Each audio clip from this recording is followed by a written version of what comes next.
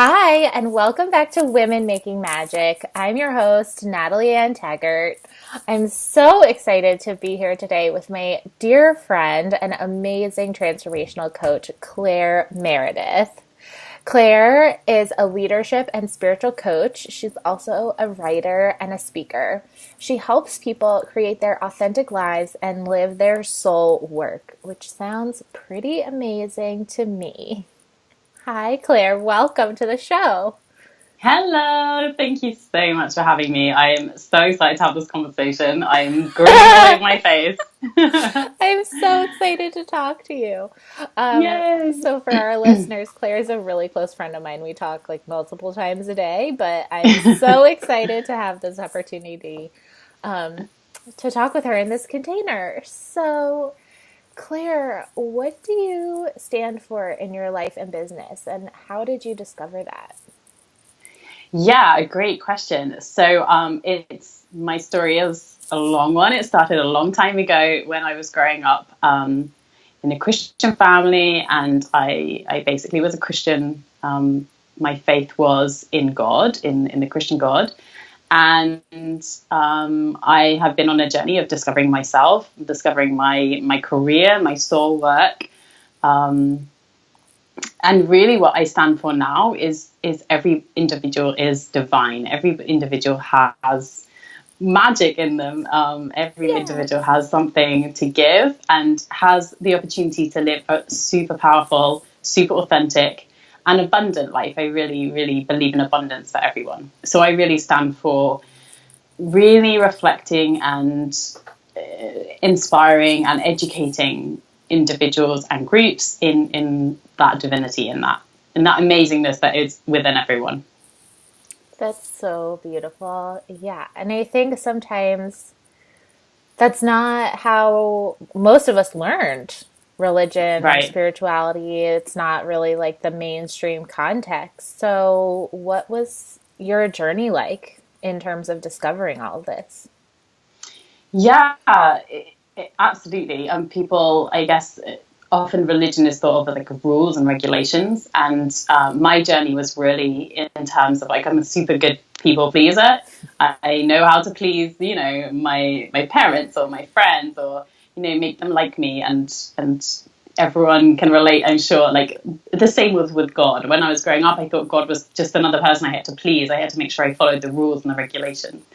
Um, but ultimately, my journey was realizing that I had that divinity within me, and that what I really wanted to do and how I really wanted to live my life was actually going to be helping other people as well. So that was really a big turnaround for me. And yeah, discovering that was it was amazing. Did that answer your question? I just realized I went on a total track there. No, it's amazing. Yeah, I think hearing people's journeys and how they discover things is so inspiring because I know for me, I felt in my quote unquote old life, like you can feel really trapped when you're kind of Mhm. stuck in these rules and regulations and you know there's something else, something more, but you don't know what that is. So, can you relate? Yeah, yeah, absolutely. And I found myself, it really manifested itself in my career path, because I actually left the church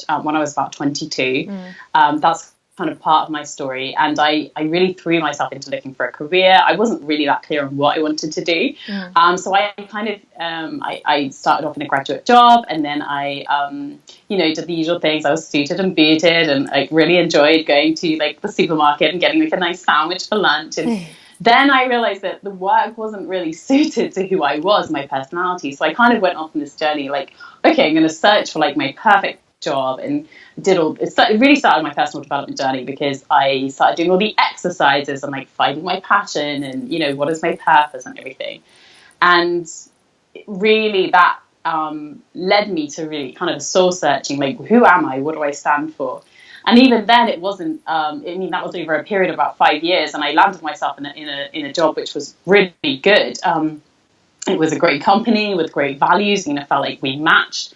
There were lovely people I worked with, and the job was, demanding, but there was some satisfaction there. Mm. But still, I was still doing ultimately doing the people pleasing thing, I was still kind of searching for fulfillment, I guess. There was a lot of things that were satisfying about where I was, but it still wasn't like lighting me up to my best. I didn't feel like all of my talents were being used. I didn't feel like the full me was showing up.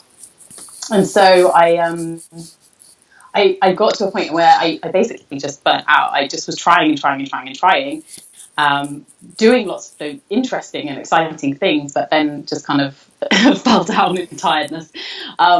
And not literally, I have to say. I got to, or maybe literally. I know. Broken.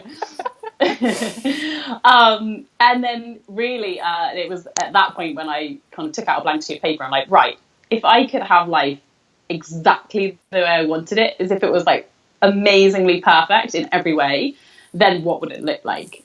And starting from that point, like actually pleasing myself, which seems so counterintuitive, it seems so selfish, it seems so wrong. Like when I started from that point, it allowed me to put myself in a place of, I guess, like my own relaxation with my soul. You know, my soul was like happy, like, okay, now we can do some work. Now you're in a place where you're feeling good.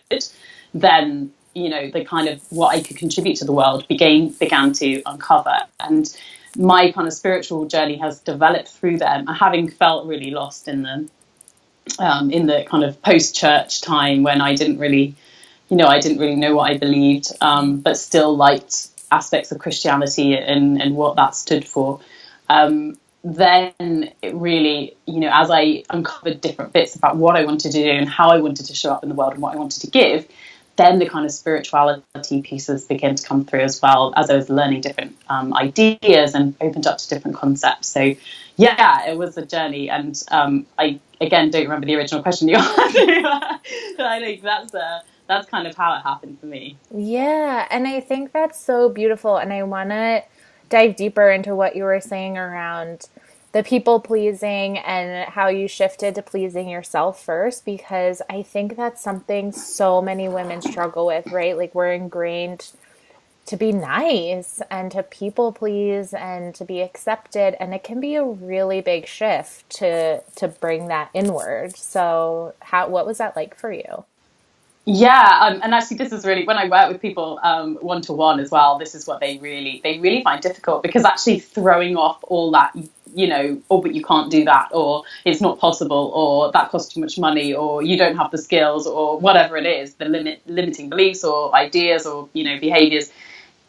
Actually, to get to that place is quite a challenge. And for me, it was through meditation. The coach I was working with at the time sort of challenged me nicely to begin a meditation practice. And so I you know, I kind of was doing it partly because I was like, I'm going to do this, you know, I'm going to make myself, I'm going to be the best meditator ever. I'm really going to achieve this. And she was just like, I said to her, I'm not very good at this. And she goes, you don't have to be good at this. It's just a practice. And that really, it's like when people say like, oh, I'm so good at yoga, or I'm not good at yoga. It's like, yeah, it doesn't matter. Yeah. It's just a practice. Yeah. So, I basically learned to get still, and also combined a lot of the work I'd been doing about finding my passion and everything. So I had some ideas about what I liked, but ultimately, one of the biggest limiting beliefs was for me that, you know, if I have what I want, if I'm thinking about what I want, I'm thinking about the wrong thing. You know, you shouldn't have what you want. All this kind of stuff. It's selfish. But it's so crucial, because ultimately, until I guess I was like I was in that space of like imagining what that perfect life would be like. And for me, that was in Italy, traveling around the world, booked up one of my favorite places, more dance, more yoga, a hot man, all this kind of thing. Like I was just like in that zone, and I was just imagining how delicious it felt. And then at that point, I was like, okay, so if I had all that, then what would I do on a Monday morning? Because I'm like so like swimming in this like, yeah, it's so cool, and I'm sitting outside and I'm sunbathing and relaxing, and it's Italy, and I'm eating like melon and, you know, prosciutto. Yeah, exactly. And I was like, and then obviously you get to a point where you're like, okay, well, I'd actually have to do something. I wouldn't have to sit around all day, because, you know, that's not who I am. So So it was at that point, and I realized, okay, so if I could get paid, again, this is a big block for people. They think, oh, I wouldn't be able to get paid for that. Totally. And I was like, right, well, I already knew about coaching, and I knew that was something that was within my skill set. So I'd already had a go at coaching. So I knew coaching was part of it, but I knew it wasn't just that. I had more to share. It basically grew from that, and really it arose from within me. I was messaging with a woman today who was like, I don't know what it is, and you just have to listen. You have to get still and you have to listen, because it's within you. I can't tell somebody. I don't coach people by telling them. That's not how coaching works. They already know what's inside them, and they know that that the answer. It just might be buried really, really, really deep. One interesting thing about with this for me was the idea of speaking in front of people, like standing on a stage and sharing a message or sharing a story with a large group of people. And I'd grown up in a church environment, so somebody being up the front and sharing a message, and specifically a spiritual message, was very, very much in my zone. I was very used to sitting there and listening to preachers, and yet in the church environment I grew up with, the faith I grew up with, women weren't allowed to preach over men. They could preach over women, they could lead groups for women, so that wasn't an issue, but and there wasn't any inequality around it. That was taught to us, but it was that women didn't preach to men. So I think that urge or desire probably came quite early on, but I just squashed it down so much because it didn't work in that environment. It didn't work in that scenario for me. So when that kind of bit of inspiration came up within me, it really, really resonated in a kind of bodily way. I could really feel it throughout my body. So I was like, "Ooh, okay, that's an interesting idea." And at that point, I didn't know what I was going to speak on or anything. I didn't know it was going to be a spiritual thing, but I was just like, "Ooh, yeah, okay, yeah, yeah." Exactly. So it came it was a gradual thing, but yeah, being in that place that I can have anything, I can do anything, I can be anything, and money isn't an object, and that's the place that somebody has to get to, really, because otherwise you just create limits, and then it doesn't feel good. It feels all kind of, limited. Yeah, totally. And I think I love that I'm a big believer in no step in our journey is ever wasted. So I love the point of okay, I'm taking what I learned in the church, and even though I'm not in the church anymore and I don't that's not what I believe in or stand for, you can take those skills into what you're doing now. Yeah, absolutely. Everything. Even now, I get to a point with something, not just from kind of church and faith and everything, but even through the jobs that I had. Even I think, oh, this is such a stupid decision. I could have taken this path, and yet I took a different path. But actually, each path you take has gifts, and I have skills that I use in my business every day that came from that scenario, from that job that I wasn't really going to take but decided to anyway. What the heck, Yeah. So absolutely nothing is ever wasted, and it actually kind of the more variety there is, or the more depth there is, the more rich it is, and I know I can bring to my clients or to people groups I speak to, that I can, whatever they throw at me, I can usually find something in my experience that they can relate to. So it's really useful. So good. All the details are good. Yeah. It's okay, I know how to work a spreadsheet. It's that's nice. Yeah, exactly. It's all good. It's all you know this. Everything contributes when you're working for yourself, certainly, but for communicating with people or whatever it is. Totally.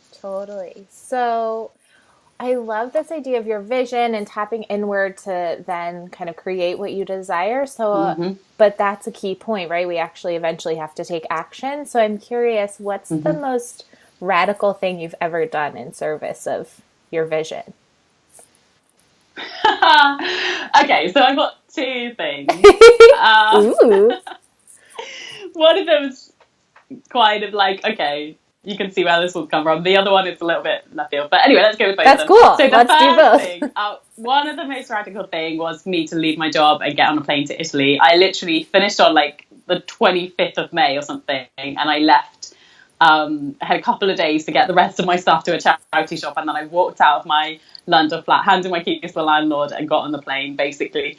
So with a couple of suitcases. Amazing. So that was scary. I didn't really know the language at all. I just knew that Italy was in my vision, and I needed to live there, and I wanted to be there, and just I needed a bit of Italy, the essence of Italy, the flavour of it was really important to me. And I felt like partly that was because I'd denied myself pleasure, this whole kind of back to the people pleasing, I was so focused on what everyone else wanted and pleasing them and making them happy that I forgot that I was another person to make happy as well. So I really thought pleasure was a bad word for a long time. And that was, that when you've denied yourself pleasure, you get really cranky and horrible and resentful, and it's not good. So pleasure all the way.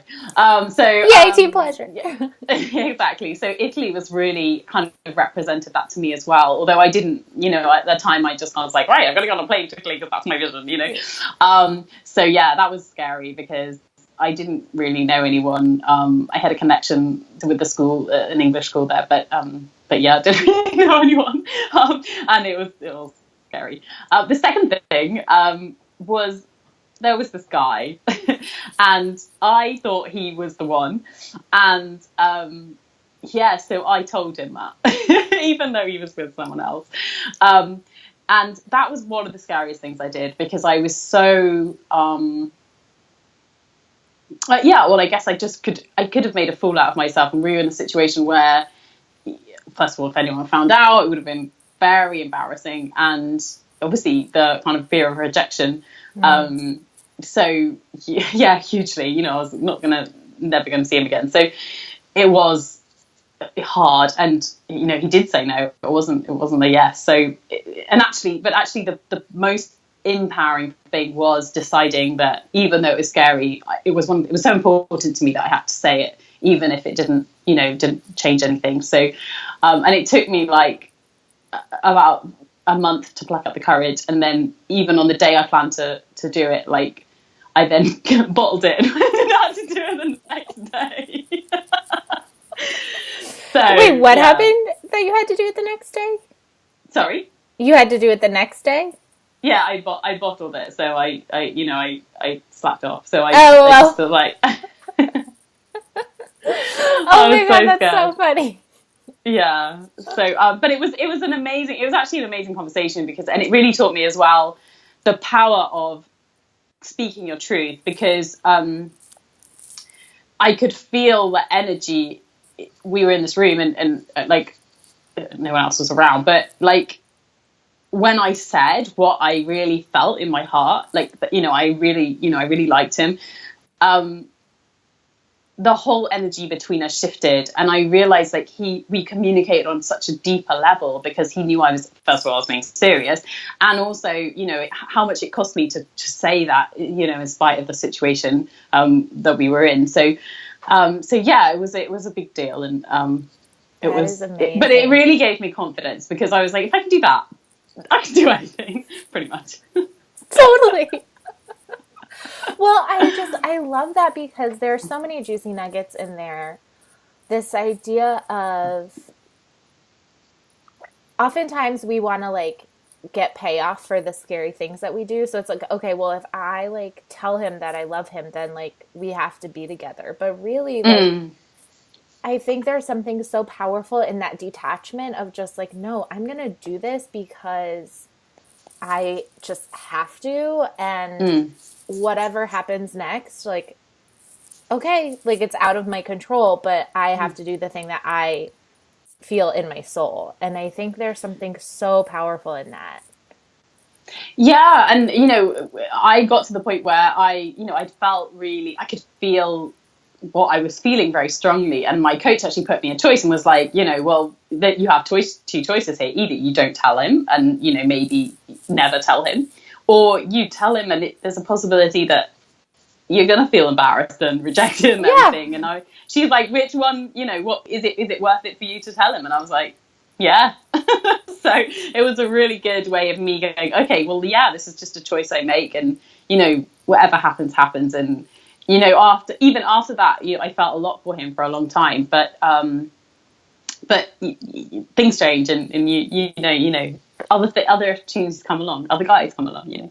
And you're a bigger, braver, more yourself person because you had that experience, right? So when you do meet the Right, next guys, like you're more able to meet them and attract who you want because you've grown. right.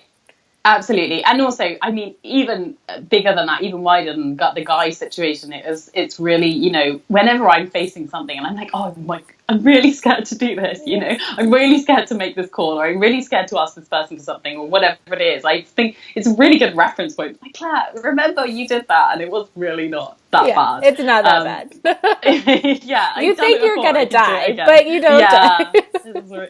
It's just fear. I took one of the first workshops I ever did. I used that. I used a slightly different example, because I actually, not long after that, I had a conversation with my boss, which was again really scary, because it was kind of like, I don't want to be doing my job anymore, and had to communicate that as well. So that was again a hard conversation, a sweaty conversation, which wasn't going to be any Sweaty fun. conversation. I love that. It's so true. You're like, oh my god. It is. It's a Gay Hendricks thing. I was trying to find the reference to it in his book the other day, The Big Leap. But it's like everything is, every problem or situation is quite often, behind the 10-minute sweaty conversation that you don't want to have. So absolutely, yeah, it was very much like it was a springboard for me to start standing in my power and speaking up what I thought and what I believed. Mm-hmm. So absolutely. Oh my gosh, so cool. So that's actually a perfect segue. What would you say is the best advice that you've ever received? Oh wow, the best advice. I think nothing's come to mind specifically, but what I guess I would always say is listen to yourself, trust yourself, because ultimately, advice is all well and good, but other people can't see things from your viewpoint. They can't see your vision. They can't feel your heart. They can't capture what it is that you want to achieve in your life, and they can't see it. So if you have confidence in your own self, that doesn't mean don't take advice from other people, or don't listen to what other people think, or take suggestions, or, constructive criticism. Absolutely. But it can be really easy to get off track because somebody else has made a suggestion, or somebody's doing something that looks really good, and you think, oh, well, I'll do that. Or they suggest something for you, and or they don't even suggest it, they push you to do it. But if you're attuned to what's inside, and specifically with women, I think we can be really bad at listening to our own intuition when it's going against what other people think. It comes up against a barrier like that.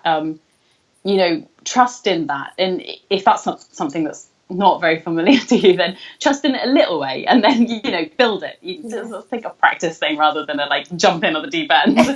So absolutely, baby steps. Yeah, exactly.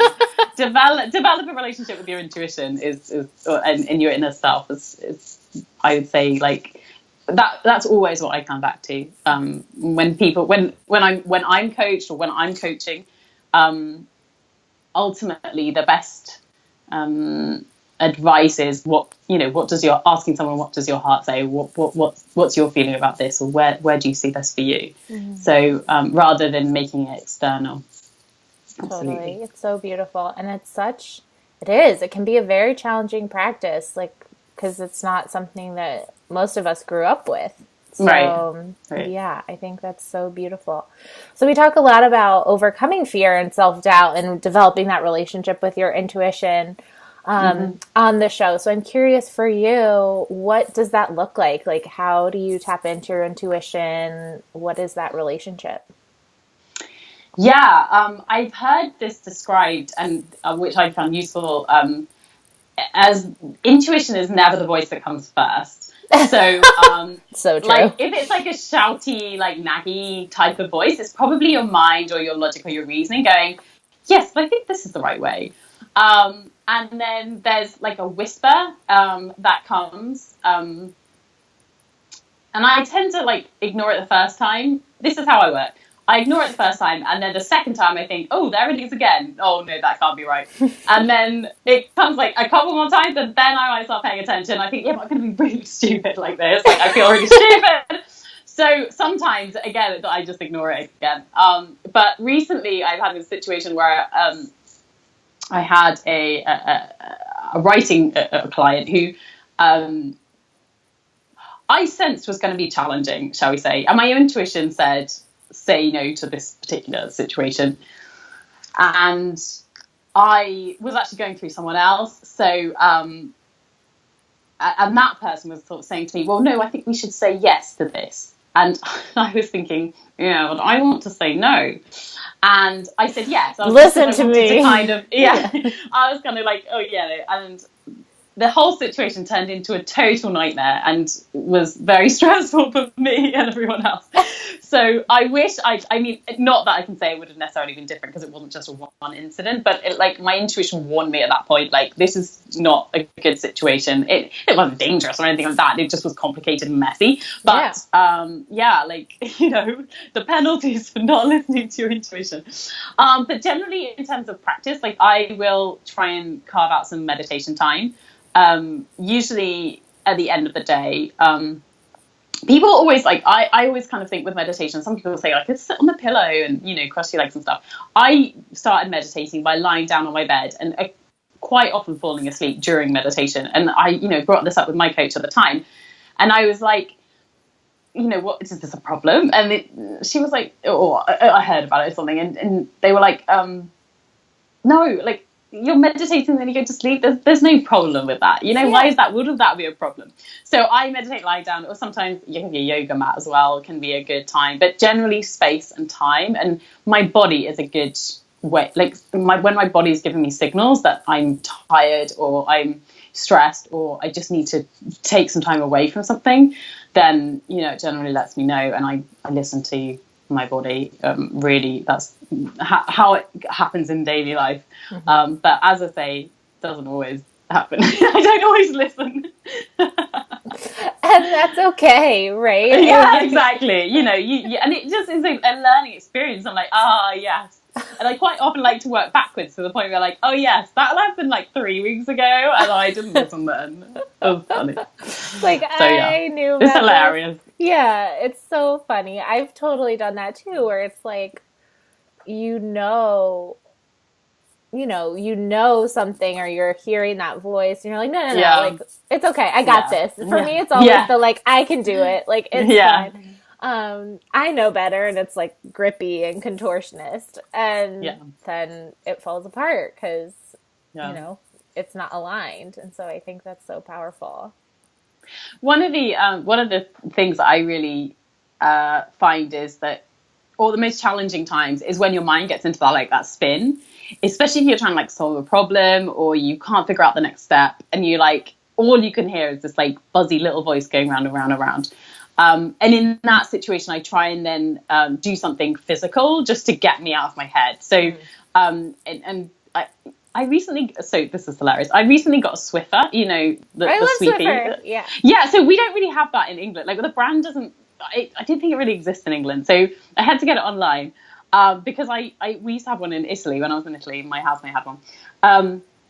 And I find it, somebody wrote on a blog post the other day, like, when I try and, want to get grounded, I just do some Swiffering. And I'm like, yes, great idea. And it's such a grounding experience. Like, if you can't necessarily go and stick your bare feet in the earth, which is what some people suggest, right? It's not practical to do that. Like you're in a meeting and you're wearing your nice heels or something, then like maybe you just need to do some kind of sweeping action. Obviously, that's not always appropriate if you don't work from home, but for me, that's a really good kind of daily practice. Like I just go and do a couple of minutes of sweeping the floor, and it just takes me out of my head. Yeah, I love that, and that is so funny. So when I was younger, like middle school, I went to sleepaway camp. My parents sent me to sleepaway camp, and I was not an outdoorsy child, so right. They, I remember the counselors asked me like, so what's your favorite thing about camp so far? And I said, sweeping, because I love Because I love I actually like love sweeping. I find it so calming. And Swiffering too. Like that's hilarious. But now, and so now that I think about it, I'm like, yeah, duh. Like, of course. That's hilarious. Really good. Grounded experience. So So grounded. practical tip. My 10-year-old self, wiser than she knew. She is. Exactly. So funny. Thank you for sharing that, Claire. That's such good wisdom. So I'm so curious. The question that I ask everyone who comes on the show, this show's all about women making magic, making their magic in the world. So I'm curious what making magic means to you. Yeah, great. Great question. So I say making magic is, everybody has a different magic, whether that's something kind of, we can think of it, like, especially those of us who kind of like spirituality and leadership and coaching, like we can think of that as like creating transformation in people's lives, which is amazing work, and I love it, and obviously we love it together. But also could be just, I don't know, fixing an engine, or painting a room, or something really super practical. And almost, people in certain sections of society may trivialize certain types of jobs or roles. But ultimately, if it's your magic, if it's your gift, if it's the thing you do and you love and you do it well, even if you don't love it all the time, it's totally fine.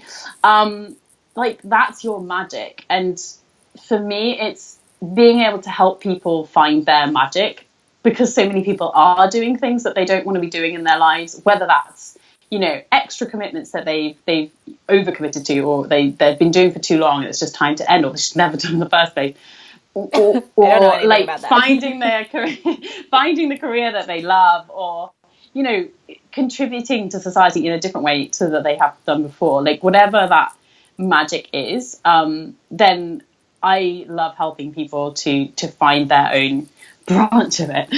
Just to give a little, connecting with the magic thing. So no, that's how I see it. Making magic is it's really like a sparkly experience. When I'm doing work that helps people like that, when I'm coaching someone, or I'm really deep in a project, or I'm speaking on stage and sharing, and I can just see people's faces light up. For me, that is the magic experience. Delivering it, not even having to see how I was from other people, but just sharing. So yeah, I really, it feels good. One of the questions I always ask clients, I sometimes ask clients, particularly if we're kind of going for we're doing discovery work, like, what does our life look like, or what's the vision for you?